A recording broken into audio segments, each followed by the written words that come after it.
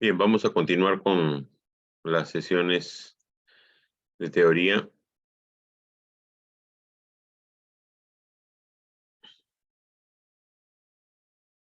A ver. Vamos a continuar con vigilancia epidemiológica. Vamos a establecer los criterios, cómo se dibuja y se analiza las curvas epidemiológicas, que es parte de lo que ustedes están revisando seguramente ya para sus trabajos grupales en las páginas de la Dirección General de Epidemiología. Entonces, el análisis de la información que se obtiene del seguimiento de las enfermedades en vigilancia epidemiológica es la descripción y comparación de datos con relación al tiempo, espacio y persona. Estos tres aspectos principales del seguimiento de las enfermedades, ¿no? El propósito es establecer tendencias para detectar cambios del comportamiento de las enfermedades a nivel poblacional, sugerir factores que podrían estar asociados a esos cambios, ¿no?, de funciones, el aumento, disminución de los casos, e identificar las zonas donde están ocurriendo estos cambios y que requieren medidas de control. Entonces, por ejemplo, en el caso del tiempo, aquí nosotros podemos ver claramente, ¿no?, en esta curva epidémica que muestra la mortalidad por casos de neumonía en menores de 5 años a lo largo de 3 periodos epidemiológicos, ¿no?, los años 2010, 2011 y 2012, en las 3 regiones del Perú, ¿no?, principales, costa, sierra y selva.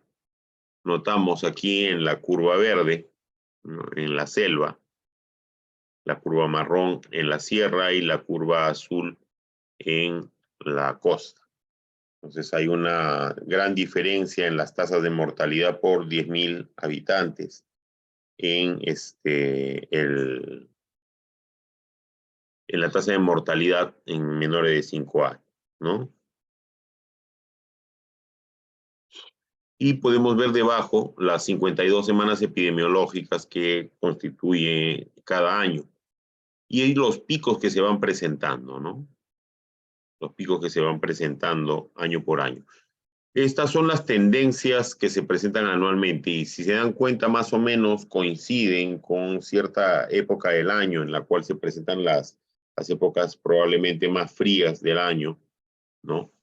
Y lo que tendríamos nosotros que averiguar es por qué, por ejemplo, aquí se sale de control el número de defunciones en el año 2010, ¿no?, en la selva, sobre todo, el número de casos de mortalidad, ¿no?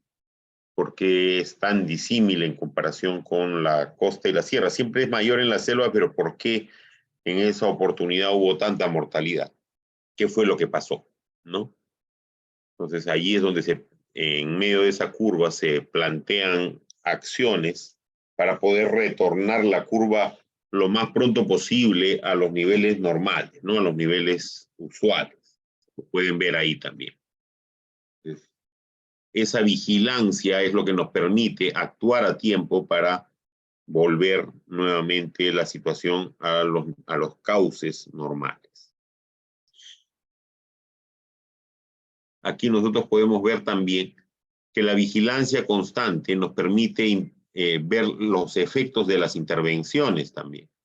Entonces, por ejemplo, ¿no?, la tendencia de la mortalidad por diarrea en menores de 1 año, como va cambiando de acuerdo a las intervenciones de salud pública. Por ejemplo, sales de rehidratación oral, como cambia la mortalidad infantil de 863.5, la tasa de mortalidad, ¿no?, a 545.9, cuando se introduce la vacunación contra el sarampión, sigue disminuyendo la mortalidad, ¿no? Conforme se van introduciendo nuevas políticas de salud pública, entonces va disminuyendo la tasa de mortalidad.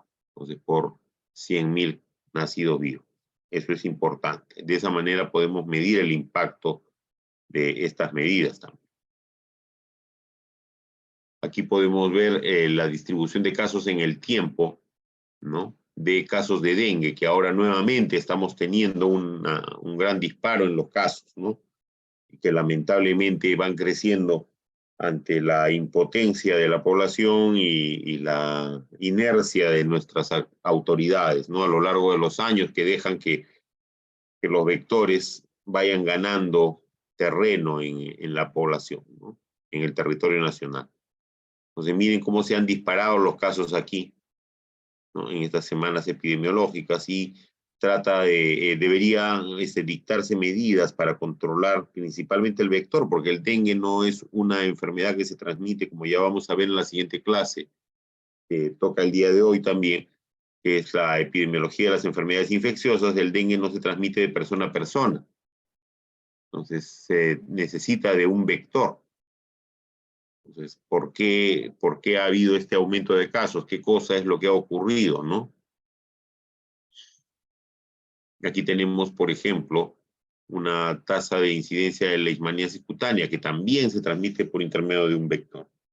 Entonces, la falla en las políticas de salud pública que controlan este tipo de transmisión de enfermedades nos hace salir de control de este tipo de curvas, ¿no? En las enfermedades.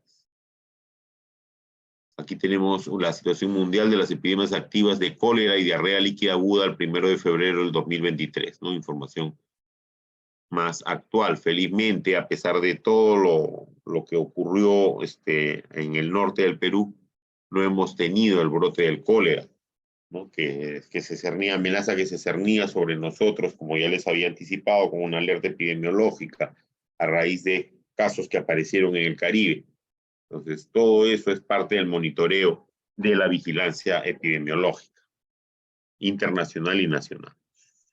También la geolocalización nos permite actualmente, ¿no? En cuanto a lo que es lugar, señalar zonas, por ejemplo, aquí de caso de tuberculosis multidrogo resistente en el Cerro San Cosme. Ustedes van a ser parte de los médicos que van a trabajar en la era de resistencia antibiótica, como siempre les digo, y tienen que leer mucho sobre antibióticos, resistencia antibiótica, cómo identificarla y cómo identificar los factores de riesgo, ¿no? De un paciente que viene ya infectado previamente con gérmenes resistentes a múltiples antibióticos. Entonces, esto es importante. Tenemos, se puede hacer este tipo de localización a nivel mundial inclusive, ¿no? Con mapas mundi. Esto con aplicaciones tipo Google Earth y ahora con inteligencia artificial todo esto es muchísimo más sencillo. En cuanto a persona, los datos de vigilancia epidemiológica nos permiten mostrar principalmente grupos de riesgo, grupos vulnerables a sufrir daños, epidemias, ¿no? Entonces, edad y sexo, procedencia, nivel de inmunidad, sobre todo por vacunación, inmunizaciones, nutrición, estilos de vida, grado de instrucción, área de trabajo. Por ejemplo, el personal de salud, recuerden que fue el que estaba en primera línea, el personal que estaba en riesgo de enfermar por COVID durante la pandemia, ¿no? Problemas en hospitalización, factores de riesgo para mortalidad por COVID. Recuerden, por ejemplo, el nivel socioeconómico que tiene mucho que ver en enfermedades como tuberculosis, ¿no? Generalmente se pueden clasificar estos factores en características personales, en actividades que pueden predisponer a ciertas enfermedades y condiciones de vida como los del nivel socioeconómico. Perdón un instante.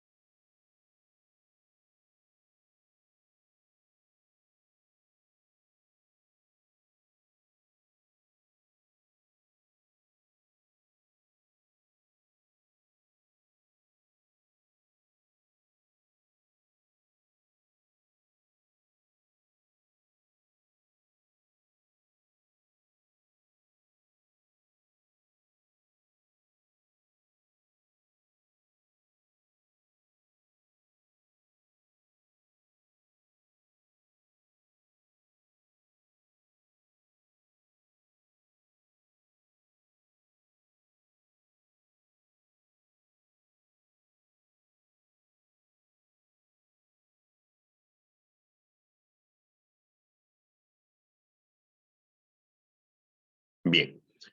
Conceptos generales en cuanto a afectación de las enfermedades a nivel de la población. Tenemos estos de aquí, que son la endemia y la epidemia, ¿no? En cuanto a endemia, generalmente es una enfermedad, por lo general, infecciosa, que puede ser recurrente en algunas épocas en ciertos lugares, ¿no? Puede constituir un factor determinante para algunas condiciones de vida de la población y que puede distraer también los escasos recursos de los servicios de salud. Se considera una enfermedad endémica cuando se presenta como mínimo 8 meses al año. Por ejemplo, tuberculosis es una enfermedad endémica en el Perú, ¿no? Entonces, en zonas endémicas los casos clínicos ya no son llamativos, existe una inmunidad relativa y la letalidad también es uniforme. De acuerdo con el porcentaje de población afectada, vamos a clasificar las endemias en holoendemias cuando afecta más del 75% de la población, hiperendemias, 50 a 75%, mesoendemias entre el 10 y 50% o hipoendemias menos del 10%. Las epidemias son la aparición de un número de casos de una enfermedad claramente en exceso a lo esperado en una comunidad o región. Las epidemias son un caso indicativo que varía de acuerdo con el agente infeccioso, ¿no? Por ejemplo, virus de hepatitis B o fiebre amarilla, un número inusitado de casos, el tamaño y tipo de la población expuesta. Y aquí, por ejemplo, tenemos 5 casos de malaria en Yurimaguas o 5 casos de malaria en Miraflores, ¿no? Si tuviéramos 5 casos de malaria en Miraflores, ¿qué pensaríamos? ¿Sería una epidemia o no sería una epidemia? 5 casos de malaria en Miraflores. ¿Qué piensan? No, ¿Qué dicen, chicos?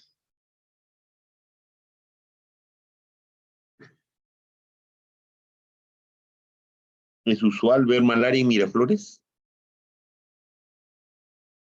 profesor. Entonces, ¿sería una epidemia o no sería una epidemia?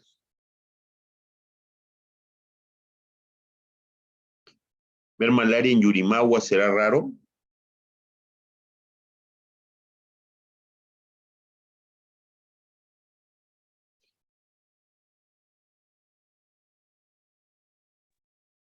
Ahí debe ser común, creo, doctor, en Yurimaguas. Claro, en Yurimaguas es común ver malaria.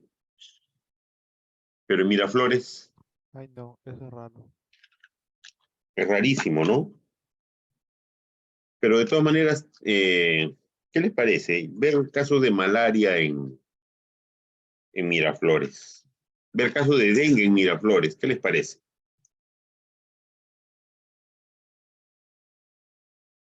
Que sería algo similar a ver casos de malaria en Miraflores.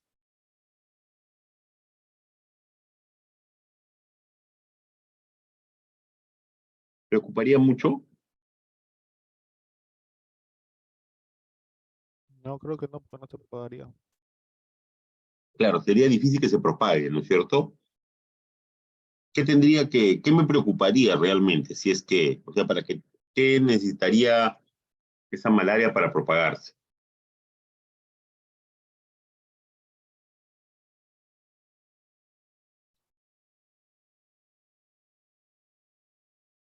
¿Cómo me imagino yo a esos pacientes infectados de malaria en Miraflores?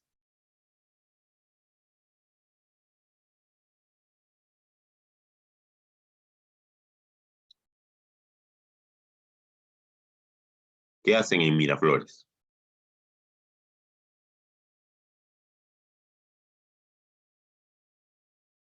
A sus compañeros del otro grupo que enseño se les ocurrió.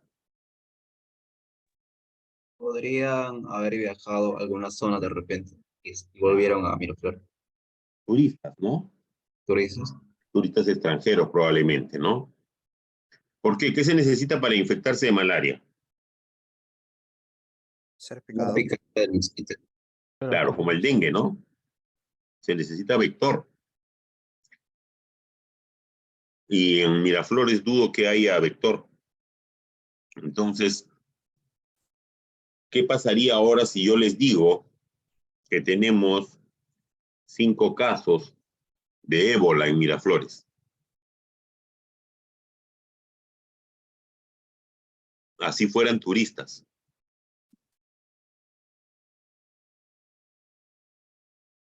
Ahí sí no ¿Es hay epidemia o no es epidemia? ¿Qué dices, Edwin, ahora? Sí. ¿Te preocuparía ahora sí o no te preocuparía? Yo creo que sí. ¿Qué es el ébola? ¿Se acuerdan? ¿Qué tipo de enfermedad produce?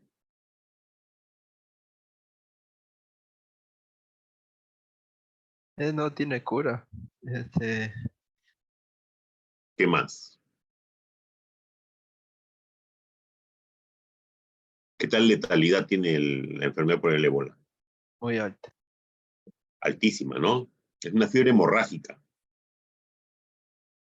viral. Efectivamente, hasta el momento no hay un tratamiento, por lo menos que yo sepa. Y, y se transmite de persona a persona. El personal de salud se suele infectar por ébola. Entonces, eso sí preocuparía, porque esos 5 pacientes podrían estar infectando a los demás, a las demás personas con las que entran en contacto. Allí sí sería una epidemia, porque no hay casos en dicha zona y no se necesita un número muy elevado de casos, por eso ese numerito ya no sería poco significativo, ¿no? Sería un número muy alto. Y no sé si se acuerdan, el último brote de ébola, creo que llegó hasta Estados Unidos, ¿verdad? Hubo un caso, creo que llegó a Estados Unidos, si no recuerdo mal. A Europa sí llegó. Lo que no recuerdo es si llegó a Estados Unidos. Me parece que un caso llegó. Y eso es sumamente peligroso, porque si un virus de eso se nos sale de control, allí sí es una preocupación mundial. Hay un virus hemorrágico que está teniendo un brote un poco inusual, que es el virus Marburg. Hay que estar pendientes de las noticias de ese tipo de virus, porque actualmente con los viajes aéreos ya el coronavirus nos ha demostrado que el mundo es un pañuelo, ¿no? No hay distancia que no pueda recorrer un virus, sobre todo en enfermedades que se transmiten de persona a persona. Este término ya lo conocen ustedes porque lo han vivido actualmente. Pandemia, ¿no? Es una epidemia, una enfermedad contagiosa, generalmente que se extiende por gran parte o por la totalidad del mundo, afectando a un amplio número de personas, ¿no? Entonces tenemos usualmente las grandes pandemias que hemos tenido se han debido a virus de influenza, ¿no? Entonces, la primera pandemia del siglo XX fue la mal llamada gripe española, de una cepa del virus de la gripe H1N1, que surgió en Estados Unidos y fue llevada por las tropas de Estados Unidos desde América hacia Europa, África, Asia y Oceanía, ¿no? Causando al menos 20 millones de muertes. En el 57 otra cepa llamada gripe asiática tuvo también distribución global. En el 68 una gripe de Hong Kong, otra variante. En el 68 hubo otra, también H3N2, influenza. En el 83 empezó una pandemia que hasta el momento no termina, del virus de inmunodeficiencia humana. En el 2009, una variante H1N1 nos tuvo también contra las cuerdas, ¿no? En el año 2019, la tristemente célebre ciudad de Wuhan se convirtió en el foco de atención luego de que se extendiera este coronavirus nuevo a toda la población del mundo, ¿no? Y recuerden que los expertos no hablan de si habrá o no habrá una nueva pandemia, ¿no? ¿Qué cosa es lo que se preguntan los expertos?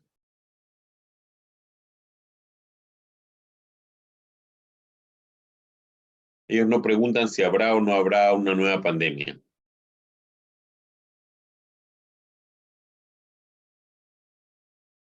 ¿Qué es lo que preguntan?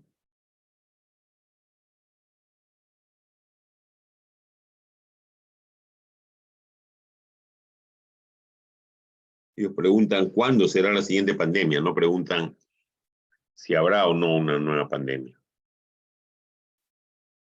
Acá tenemos ejemplos de alertas epidemiológicas, ¿no? Presentación de un caso de poliovirus derivado de la vacuna en el Magno Oriente del país, alerta en salud pública, investigación de un brote de toxinfección alimentaria. Brote de enfermedad aguda de Chagas, brotes de COVID-19 en trabajadores,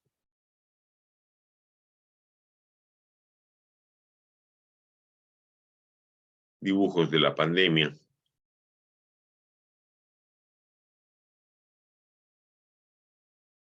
Y ahora vamos a ver rápidamente cómo es que se dibuja el canal endemia.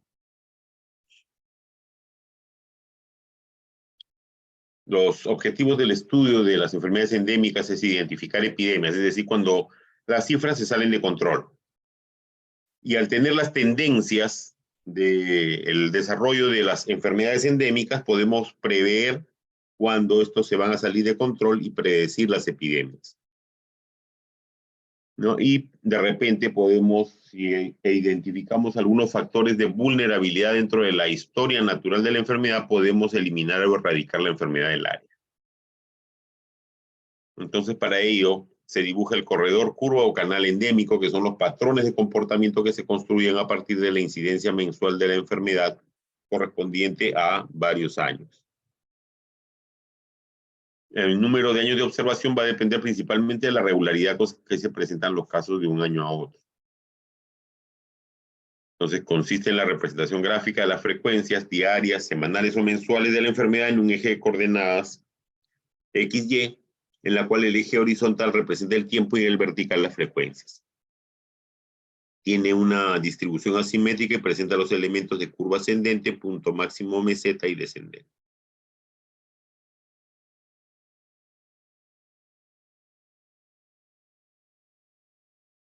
Bien, acá tenemos una curva epidémica que corresponde este corredor a la franja delimitada por los límites inferior y superior del gráfico y representa el rango de variación esperado de casos en cada unidad de tiempo del año calendario, es decir, 52 semanas. Lo que vemos nosotros en el fondo rojo, amarillo, verde y blanco es el canal endémico, dibujado con datos de los años previos. Sobre ello hay unas barras celestes. Esas barras celestes son las del último año, ¿sí? Las del año en curso, y que se superponen sobre ese canal endémico. Al superponerse, se puede ver si es que siguen o no el patrón usual de la enfermedad. Es decir, lo que está como fondo es el patrón usual de la enfermedad. Entonces notamos que ha habido un incremento en la mortalidad, ¿no? En menores de 5 años, si es que comparamos con la curva endémica con los promedios de los primeros meses del año, ¿no? Sobre todo en la semana 3 y entre la semana 11 y 13, ¿no? Entonces, ¿qué es lo que habrá pasado ahí? Tenemos que averiguar qué fue lo que pasó, porque este es el canal endémico de neumonía en menores de 5 años en Paz, en el 2013. Entonces, tenemos que buscar cuál fue la razón de ese cambio.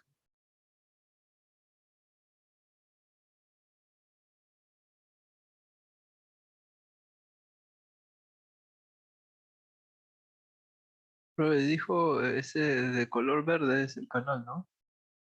No, todo esto, todo. Es la tendencia. Ahorita vamos a ver, miren, la zona roja se llama zona de epidemia, ¿correcto? Es a donde no deberían entrar los casos que nosotros vamos a comparar con la tendencia.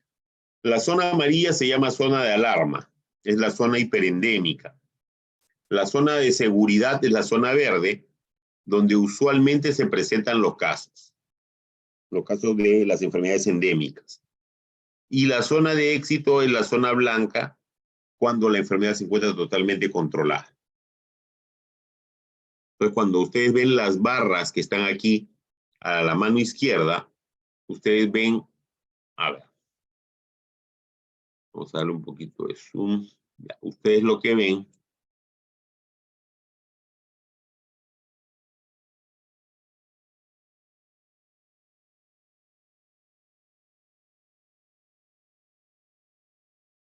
ahí. Ustedes ven que estas barras usualmente siguen el contorno verde hasta que llegan estos puntos de aquí, ¿verdad? Estos puntos que más o menos le hablan de que se salió la patología de control. ¿Qué fue lo que pasó en esas semanas en Cerro de Pasco? Probablemente hubo mucho más frío, se mejoraron los parámetros diagnósticos, cambió la definición de caso, en fin. Múltiples razones que podemos entender que hubieron, por los cuales cambió la definición de caso y la definición de cuadro de tuberculosis o de infecciones respiratorias. Con ello, entonces, es como se hace la vigilancia epidemiológica, en base a patrones conocidos de la enfermedad y momentos en los cuales las personas constituyen un factor de riesgo para su vida, ¿no? Su propia vida.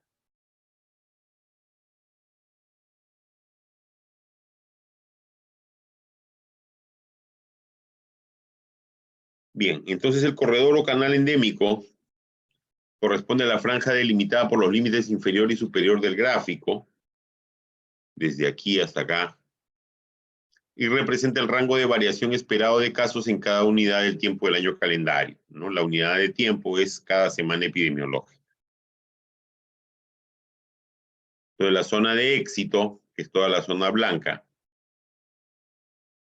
va a corresponder a la franja delimitada por la línea basal o línea de frecuencia cero y el límite inferior en cada unidad de tiempo del año calendario. La zona de seguridad corresponde a la franja delimitada por el límite inferior a la curva endémica, propiamente dicha en cada unidad de tiempo del año avanzado. La zona de alarma corresponde a la franja delimitada por, acá lo podemos ver, la zona amarilla, curva endémica propiamente dicha y el límite inferior, perdón, y el límite superior en cada unidad de tiempo del año calendario. Y la zona de epidemia corresponde a la zona localizada por el límite superior o umbral epidémico en cada unidad de tiempo del estudio.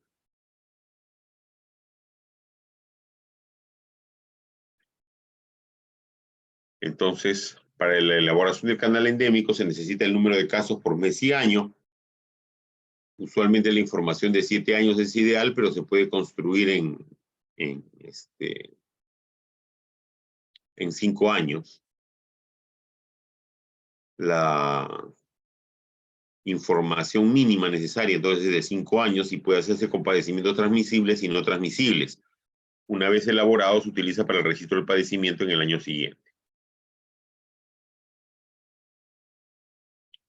Se recomienda elaborar la tasa con los casos más altos por mes y año, observar los casos de menor a mayor frecuencia por mes, ¿no? Y esto se calcula con cuartiles.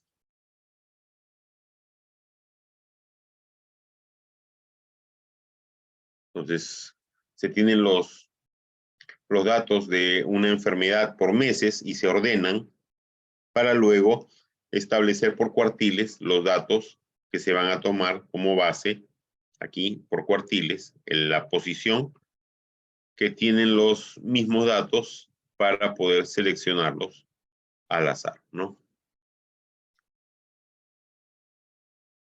Una vez que se tiene esos números, se dibuja la curva epidémica.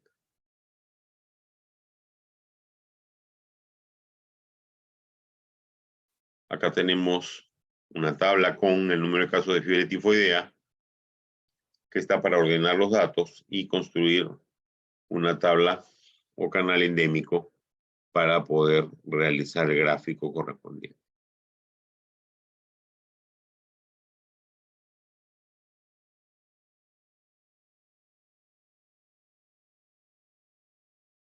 Acá tenemos otro con tifoidea.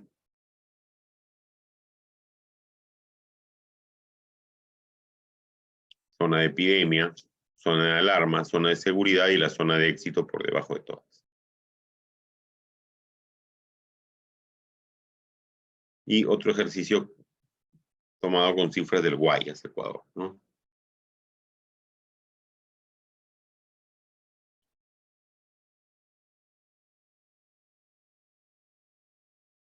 Bien, y finalmente la alimentación hacia los niveles superiores e inferiores de la cadena epidemiológica debe darse constantemente, eso lo llamamos difusión de la información. Cada nivel regional o local o central debe vigilar constantemente a las organizaciones, autoridades y la población para actuar rápidamente en caso que se generen desastres. La información que se difunde es acumulativa y el personal que genera los datos debe recibir información de todos los demás niveles. El propósito final de la difusión finalmente es tomar decisiones para la acción.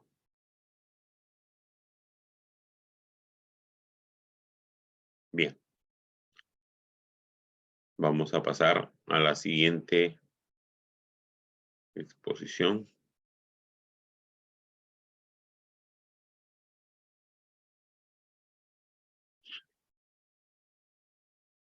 ¿Alguna pregunta hasta aquí sobre el tema de vigilancia epidemiológica? Hay en YouTube algunos videos donde les enseñan cómo armar el canal endémico con Excel. También se puede hacer.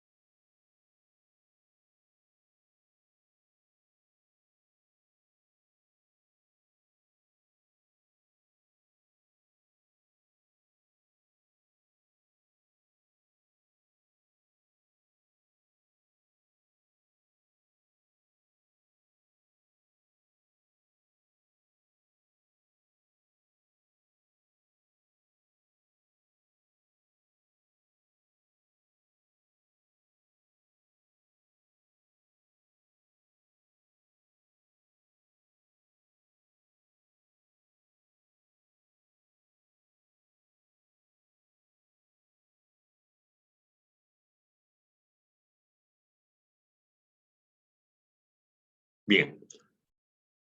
La epidemiología nace inicialmente principalmente dándonos datos sobre las estadísticas base de mortalidad y algunas datas sociales y las enfermedades infecciosas principalmente. Entonces vamos a ver el concepto de la epidemiología de las enfermedades infecciosas. Vamos a reconocer las etapas del proceso infeccioso y las estrategias de intervención en dichas enfermedades. Hasta antes de la pandemia del coronavirus, el siglo XX había sido testigo del marcado retroceso de las enfermedades infecciosas, ¿no? Se había empezado a prestar más atención a las enfermedades crónicas no transmisibles, que vamos a ver en la siguiente sesión ya la próxima semana. Y estas infecciones habían sido relegadas en atención tanto en los países en vías de desarrollo como en los desarrollados. Sin embargo, actualmente con el desarrollo de la resistencia antibiótica, la OMS ha declarado que en el año 2050 estas causas de enfermedad van a ser la principal causa de muerte en la Tierra en dicho año, ¿no? Siguen siendo los problemas sanitarios agudos más importantes en todos los países. Son producidas por agentes vivos, bacterias, virus, parásitos, hongos que parasitan a las personas y animales y a las que provocan una infección específica, seguido o no de la enfermedad clínica evidente. Y para poder controlar la aparición y propagación de las enfermedades es preciso conocer en qué circunstancias aparecen y cuáles son las que favorecen su desarrollo.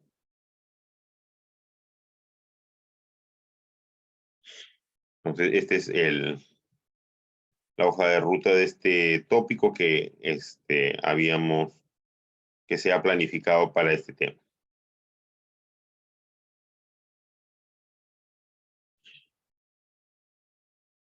Entonces, las enfermedades infecciosas son un conjunto de alteraciones morfofuncionales y productivas causadas por la presencia y multiplicación de un agente microbiano patógeno en un organismo animal y por la reacción en contra de su sistema inmunitario en unas condiciones ambientales determinadas, ¿no? Y aquí lo interesante es que para que se desarrolle la enfermedad en el huésped, ¿no? Se necesita de una interacción compleja, ¿ya? Entre estos tres aspectos. El agente y el huésped, básicamente, en primer lugar. Pero se necesita de todas maneras la interacción con el medio ambiente. Este medio ambiente que aporta condiciones que facilitan la transmisión de los gérmenes, la persistencia de vectores y de los microorganismos, los reservorios también, ¿no? Las condiciones de transmisibilidad que perpetúan las infecciones. Entonces, no es poco el aporte del medio ambiente en esta llamada triada epidemiológica en la epidemiología de las enfermedades infecciosas. Entonces, tenemos el ambiente, el agente y el hospedero. Entonces, dentro de las características principales de las enfermedades infecciosas, tenemos que son enfermedades típicamente colectivas, ya que la mayoría de ellas son de una transmisibilidad entre persona y persona. Y por ello, la contagiosidad es una característica inherente al agente infeccioso, que es eliminado del hospedador infectado, enfermo o no, al medio con posibilidades de contaminar y en algunos casos incluso multiplicarse, ¿no? Y además tiene un dinamismo temporal y espacial. Las enfermedades infecciosas evolucionan con el tiempo y se adaptan al medio, y por eso hemos hablado al inicio de esta sesión de lo que es la resistencia antibiótica.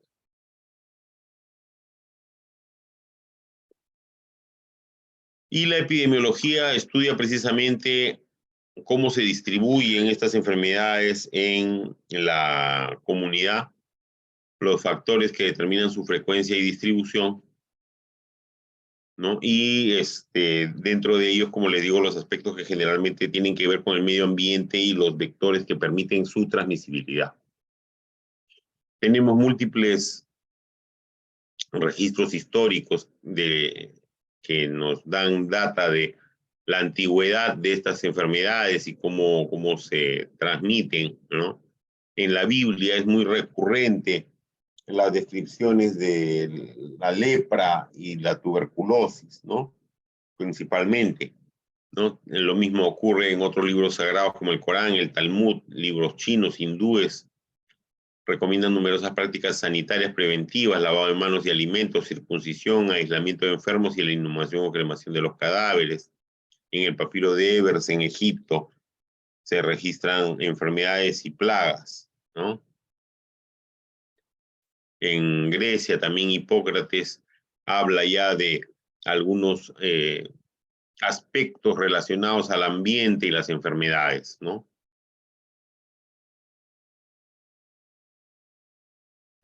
Se describen igualmente en diferentes textos históricos múltiples registros de epidemias, ¿no? Como las que nosotros ya hemos vivido en carne propia, esta vez con el coronavirus.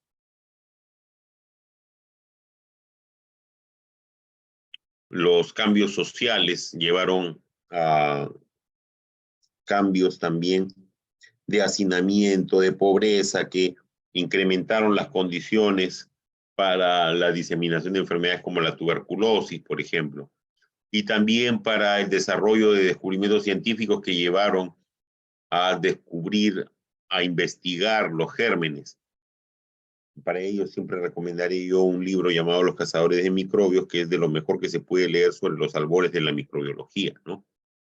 Ahí vamos a leer también estudios sobre inmunizaciones, ciclos de contagio de cólera, tifoidea, tuberculosis, sífilis y peste. Y luego la aplicación de la estadística a la salud en el siglo XX, cuando se genera la medicina social y la epidemiología crítica. Luego en el siglo XXI, la genética se aplica a la epidemiología, llamada epidemiología molecular.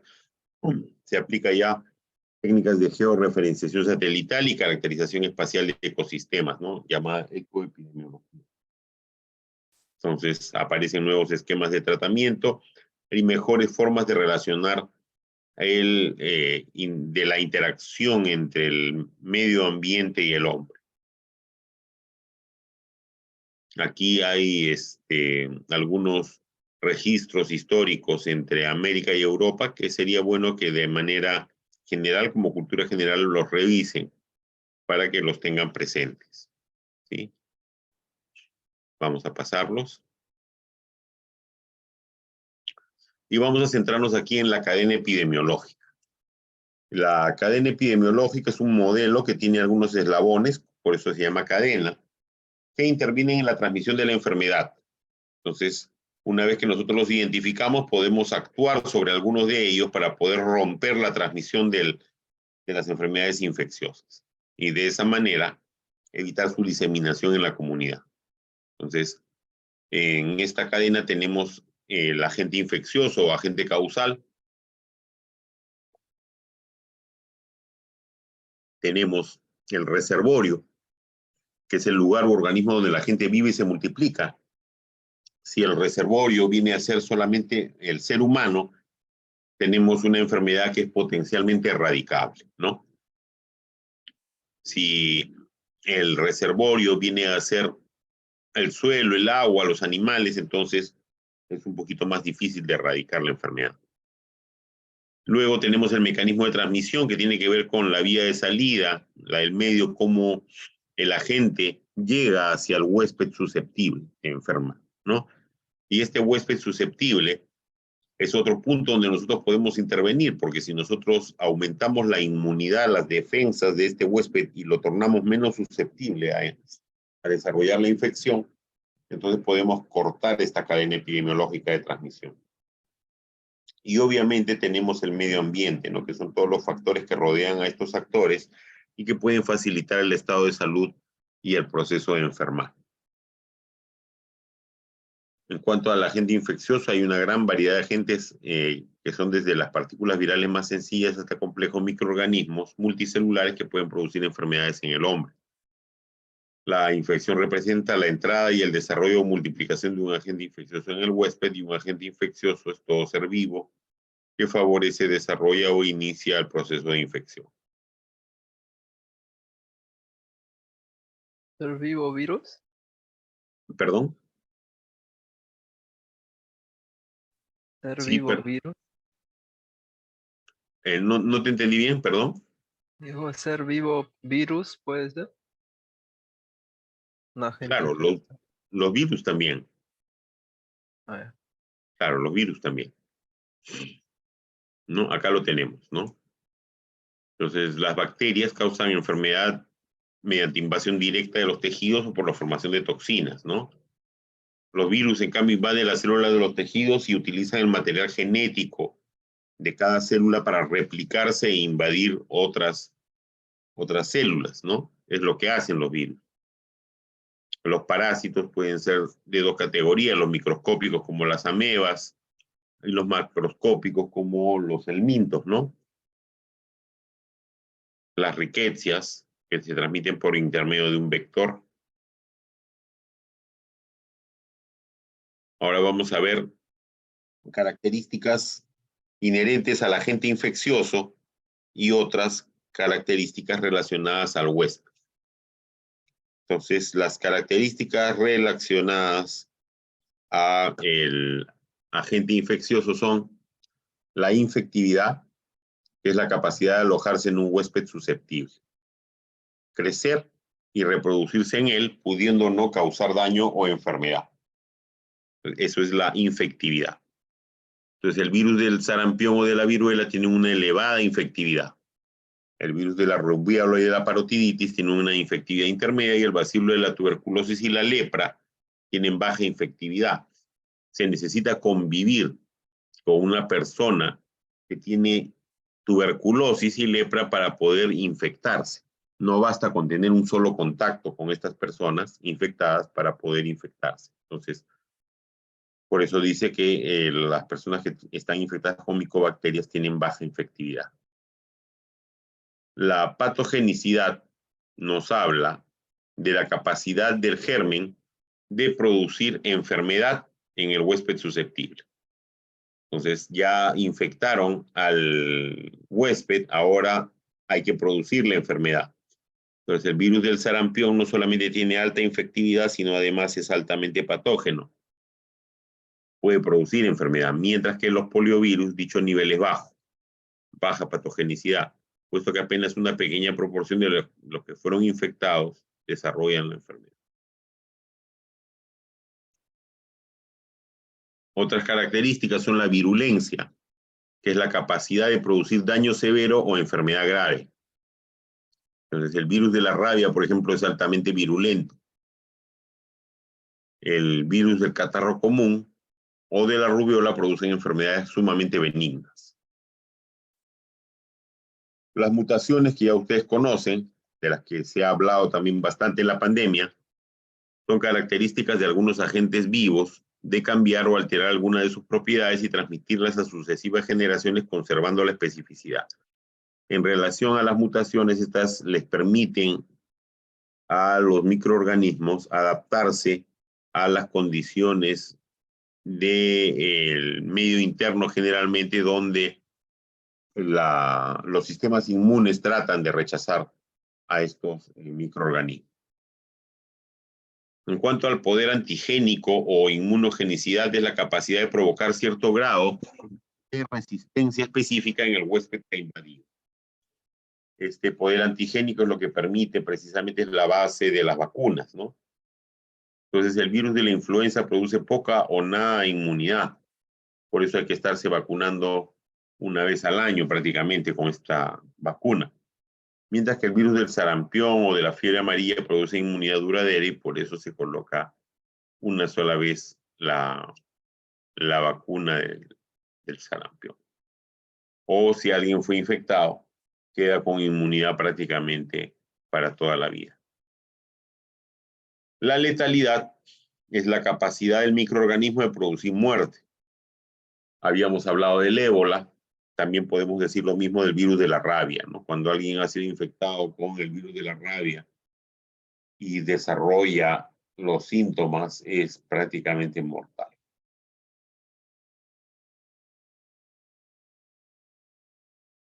Las vías de transmisión pueden ser directa o indirecta. La transmisión directa es a través del contacto físico, ¿no? Por eso se insiste tanto en el lavado de manos y la inhalación de gotitas de fluga. Y la transmisión indirecta generalmente es por aire, por algún tipo de vehículo, ¿no? Agua, ¿no?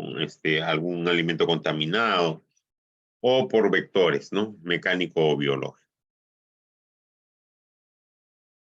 La transmisión directa, entonces, por ejemplo, a través de mucosas, enfermedad de transmisión sexual, transplacentaria, toxoplasmosis, sangre y hemoderivados, hepatitis B, cutánea, herpes tipo 1.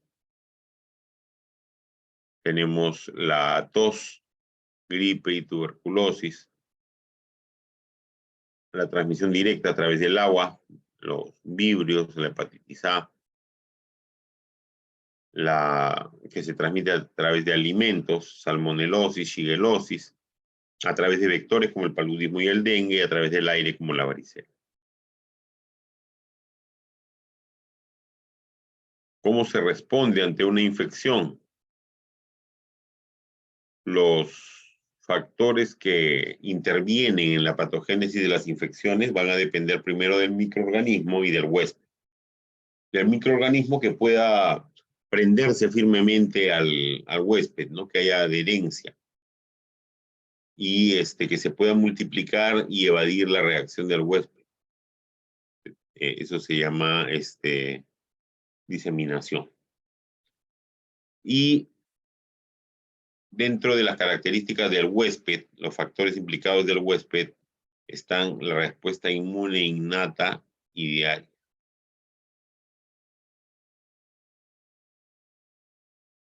Y además tenemos el efecto del medio ambiente y de los determinantes sociales.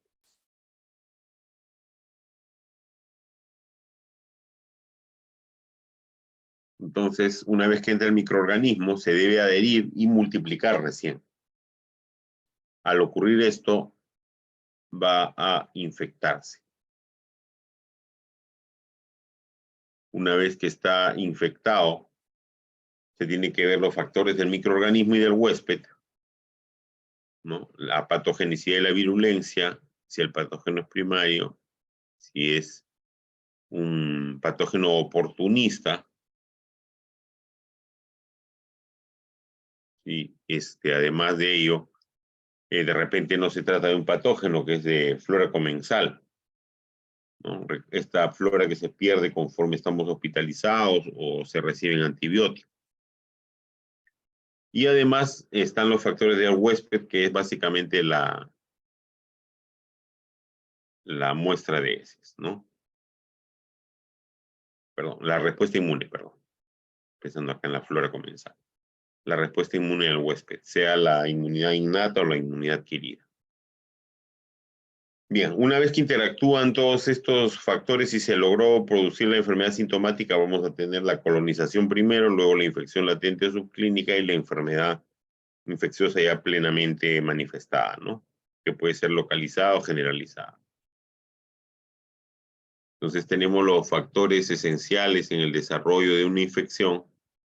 Son tener el reservorio, como ya habíamos manifestado, fuente de infección. Tener una puerta de salida, que era en este caso las secreciones respiratorias en el caso de COVID.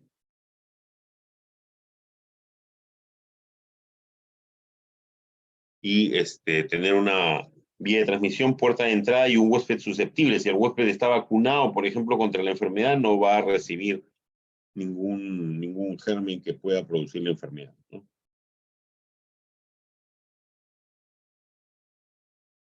Bien, eso en cuanto a los factores dependientes del microorganismo. Ahora veamos los factores dependientes del huésped.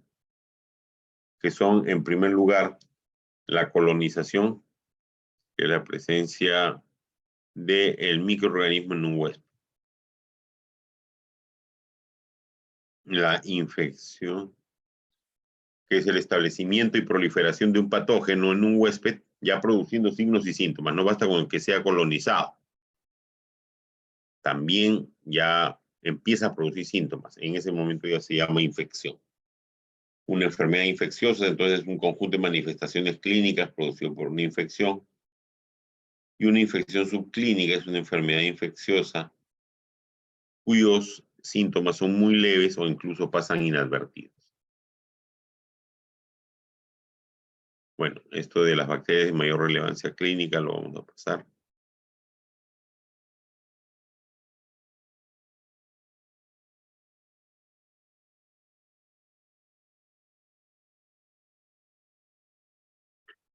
Acá hay un resumen de las enfermedades o eventos sujetos a vigilancia epidemiológica. Miren la cantidad de infecciones que se vigilan.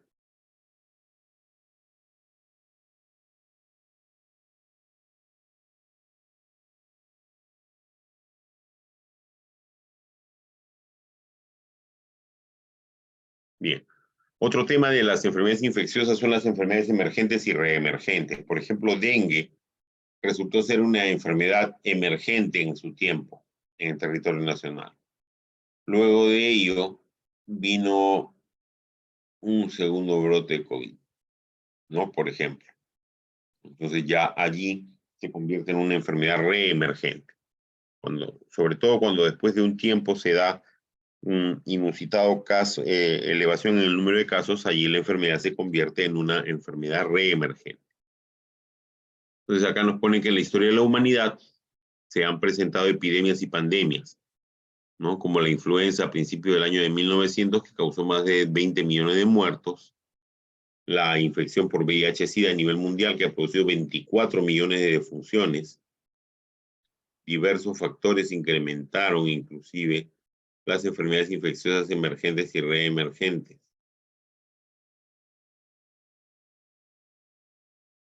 Tanto en los países en vía de desarrollo y en los desarrollados. Y es necesario unir esfuerzos para desarrollar una mayor vigilancia epidemiológica e investigación, sobre todo para estar preparados para la siguiente pandemia, ¿no? Para disminuir la incidencia de estas patologías y que se presentan periódicamente en todo el mundo.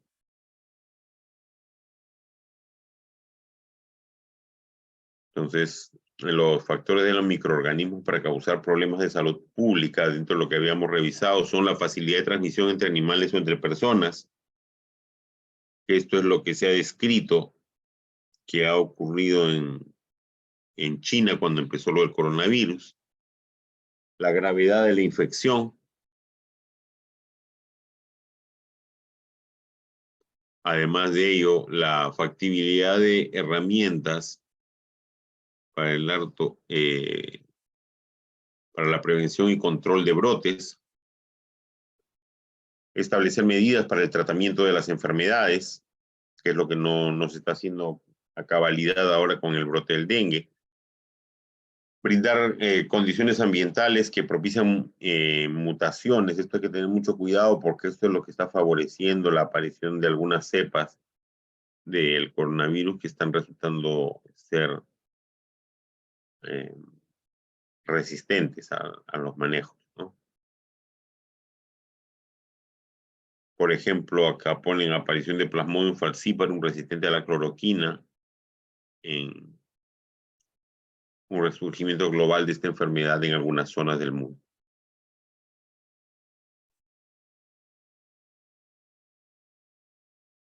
Ya sabemos que la viruela fue exportada hacia América por los conquistadores, ¿no? Entonces, desde que llegaron, se cuenta en el incanato, desarrollaron la enfermedad, ¿no?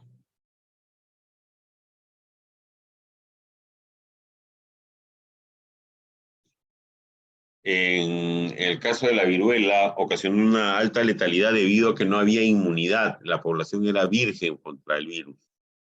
Entonces, eso fue un asunto muy, muy fatal, ¿no?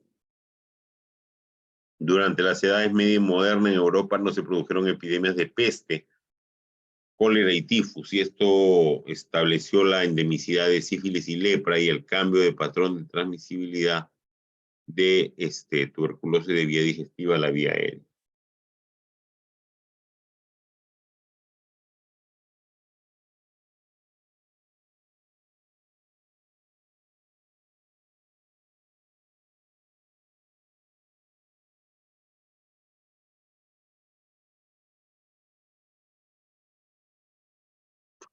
Bien. También tenemos que tuberculosis y cólera son ejemplos de enfermedades reemergentes, ¿no?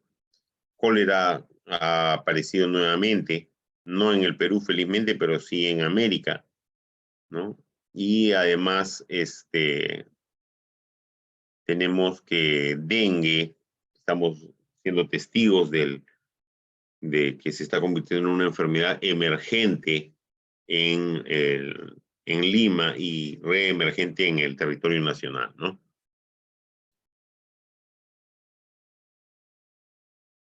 Los factores causales relacionados con las enfermedades emergentes y reemergentes, en primer lugar, el aumento de la población mundial, eso no cabe ni la menor duda, ¿no?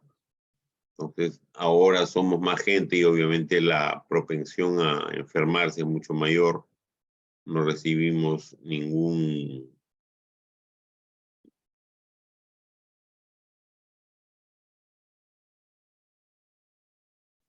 Tenemos además el tema que ya habíamos hablado de que los aviones, los viajes aéreos actualmente unen naciones que antes eran muy distantes, ¿no? Entonces, en unas cuantas horas, un germen puede estar viajando dentro de un reservorio humano o animal de un país a otro en muy corto tiempo, muy corto tiempo, lo que hace que sea muy difícil cerrar, que solamente cerrando fronteras se evite el ingreso de un nuevo patógeno a una población. Además, el comercio internacional de alimentos también puede llevar en algunas ocasiones llevar no solamente alimentos contaminados, sino también arrastrar roedores que pueden tener pulgas que a su vez pueden llevar algunos elementos que ocasionan enfermedades, ¿no? No. Entonces, todo ello ha constituido un panorama, un escenario que puede ser muy propicio para la diseminación de enfermedades infectocontagiosas.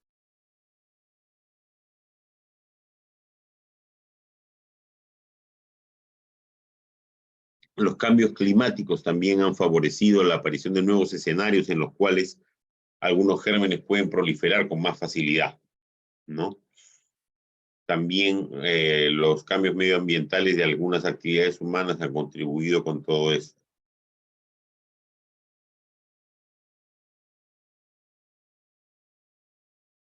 Las nuevas tecnologías y procedimientos de innovación en la preparación de ciertos alimentos también pueden aprovechar, ¿no?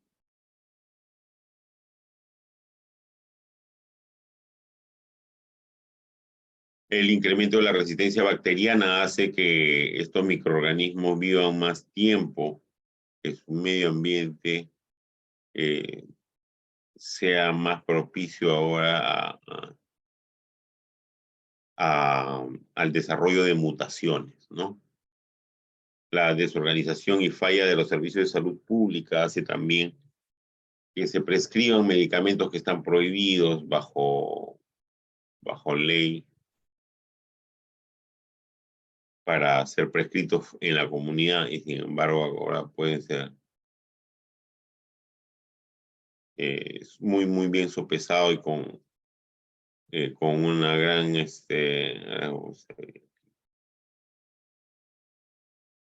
la pobreza también, la pobreza y las condiciones sociales, la desigualdad social también ha colaborado en la aparición de desigualdad social, desempleo y tantas otras cosas que permite precisamente que algunos microorganismos tengan facilidad de transportar. No es algo necesariamente.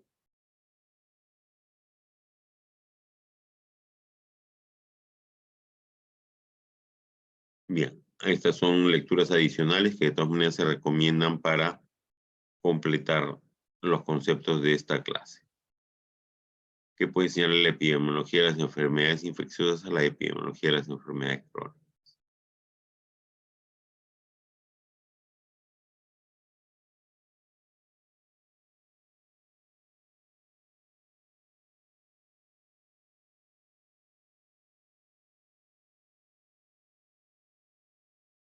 Bien.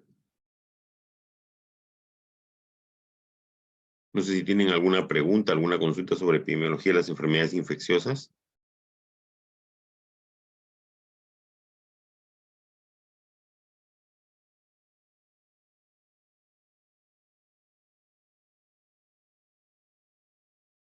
Bien, voy a habilitar la revisión de los exámenes de una vez para que puedan irlos viendo. La próxima semana muy probablemente ya debemos estar terminando con las teorías. Para de aquí a 2 semanas ya deberían estar presentando sus trabajos individuales. Recuerden que es al azar, así que por favor vayan ya afinando y terminando el trabajo individual, porque recuerden que es al azar.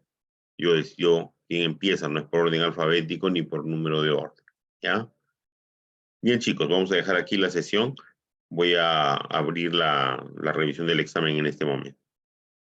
Entonces, Dios mediante, nos estamos viendo el próximo jueves. Cuídense, chicos.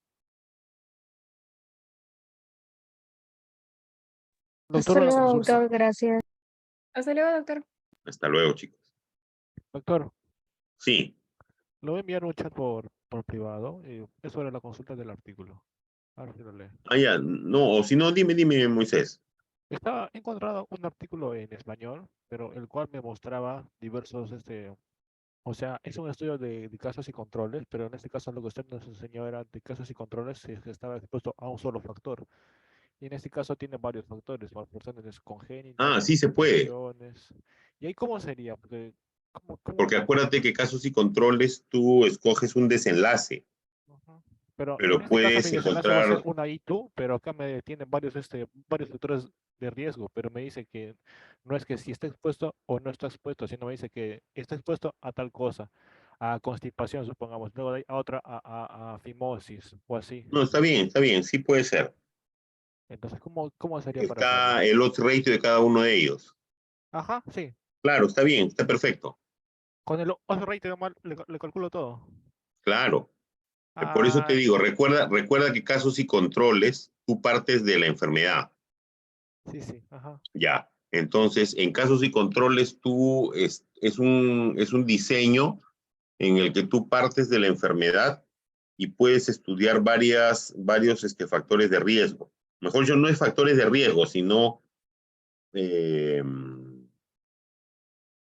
la asociación con varios antecedentes, ¿no? Varias exposiciones. Está bien, doctor. ¿Ya? Y le calculas o sea, el artículo debe traer ya calculados y si no tú lo calculas o lo Sí tiene presentas el su odds odds ratio para rate. cada uno de ellos. Sí tiene su odds rate y tiene el IC, creo que era Claro, claro. Y ahí tú, en ese caso, tú ya nos expones si realmente era significativo o no. Ya. Está bien, doctor, que sea de abril del 2020, es lo que he encontrado, de enero y abril. Ya, ese es el latinoamericano. Ajá, el de español, porque el otro de inglés encontré del 24 de mayo del 2023 y lo estoy leyendo ya sobre el COVID y la exposición atmosférica de los pacientes con la gravedad del COVID. Ya, Eso está me bien, sale. está bien. El Ese es el. latinoamericano sí puede ser hasta el 2020. Está Ya, perfecto. está bien, doctor. Está bien, doctor. Muchas gracias. Ya, Hasta luego, doctor. Gracias. hasta luego, chicos. Voy a Doctor, habilitar entonces lo del examen, ¿ya? doctor, Sí, Vania. sobre la asistencia, doctor.